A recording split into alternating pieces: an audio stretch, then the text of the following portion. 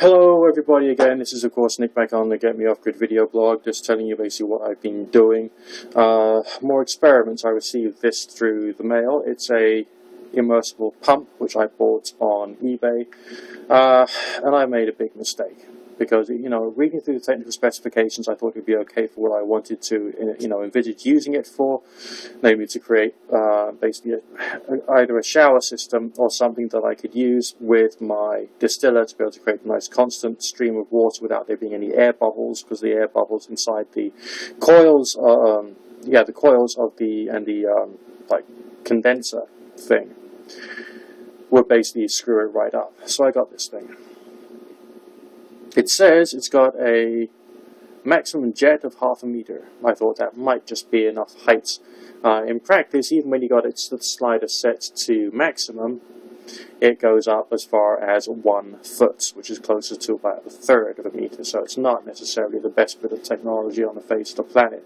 It's a very low watt pump, so obviously I need to basically maybe treble or more the wattage of the pump in question. It's only like a 3-watt job.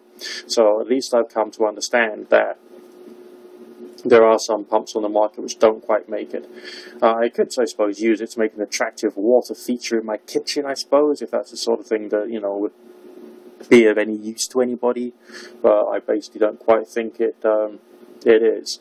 But on the other hand, as far as expanding the ideas for hydroponic setups is concerned, this could be the thing which I've been missing. So if you've got something, you don't throw it away, you hang on to it until you found a practical use for the thing.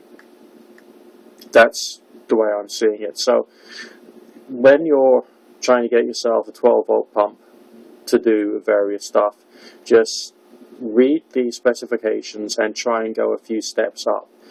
The good thing about this one is it does have a slider on it, so I can use that to vary any form of flow.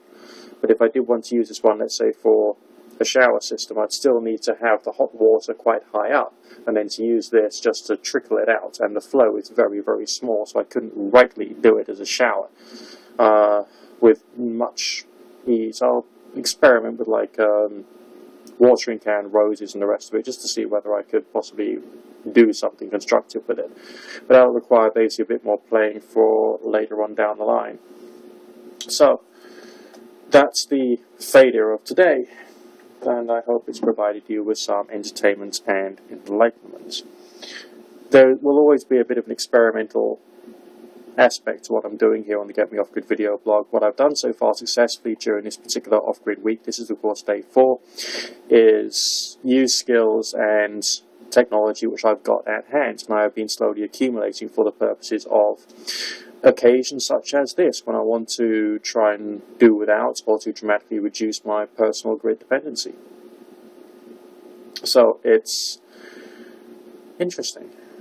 Today, for some reason, I'm really buzzing. So I'm starting to develop a hypothesis, and I don't know whether any form of internet research will corroborate this. But using artificial lights maybe after 9 o'clock at night is probably not a good idea. Maybe we should just be turning off all our lights at 9 o'clock anyway, and just using candlelight or oil lamp light just in the evenings, because that's healthier for us. Because maybe that's why I didn't feel depressed when there was only one oil lamp flame keeping the whole place illuminated, because that's actually healthy at that time of night. Keeps your circadian rhythms going in a nice healthy way. Maybe.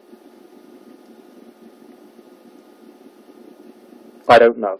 If you know of any of this stuff and you want to give me some research information, the comment section is there, so please fulfill it with any links or website references you know about the dangers of using artificial light at night. Speak to you soon.